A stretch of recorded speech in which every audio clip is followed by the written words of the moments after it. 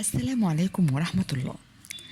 نتمنى تشتركوا معانا في القناة وتفعلوا الجرس عشان يوصل لكم كل جديد.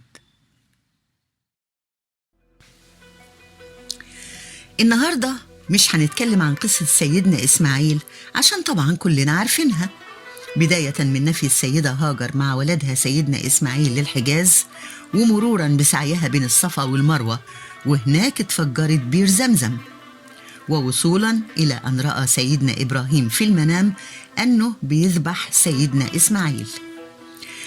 في الفترة دي أجمع العلماء أن سيدنا إسماعيل كان أكبر من سيدنا إسحاق ب13 سنة قبل ميلاد إسحاق، لأن البشارة بسيدنا إسحاق جت بعد سرد قصة سيدنا إسماعيل كاملة.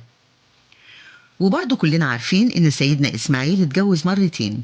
المرة الأولى لما راح سيدنا إبراهيم يزور سيدنا إسماعيل في بيته وملقاش سيدنا إسماعيل، فسأل زوجته عن أحوالهم، فشكت ليه عن مر العيشة وضيق الحال، فوصاها سيدنا إبراهيم تقول لإسماعيل يغير عتبة بيته. وفهم ساعتها سيدنا إسماعيل وطلق زوجته واتجوز امرأة أخرى وهي ابنة مضاد بن عمرو سيد القبيلة وكبرها. وجاله سيدنا إبراهيم مرة تانية ولم يجد إسماعيل، فرجع لفلسطين مرة أخرى بعد ما سأل زوجة إسماعيل عن أحوالهم، فأثنت على الله فقال لها أن توصي إسماعيل بتثبيت العتبة. أما المرة الثالثة اللي زار فيها سيدنا إبراهيم سيدنا إسماعيل كانت هي زيارته لبناء الكعبة ورفع قواعدها، وأذن إبراهيم في الناس بالحج كما أمره الله. رزق الله سيدنا إسماعيل من ابنة مضاد ب12 ولد ذكر، وهم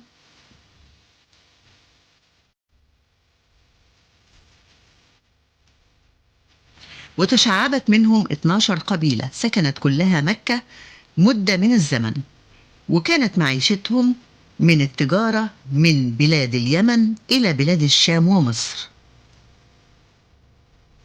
نتمنى تكونوا استفدتم من إشراقة النهاردة وتضيفوها لمعلوماتكم، وما تنسوش تدعمونا بلايك وشير عشان يوصل لكم كل جديد.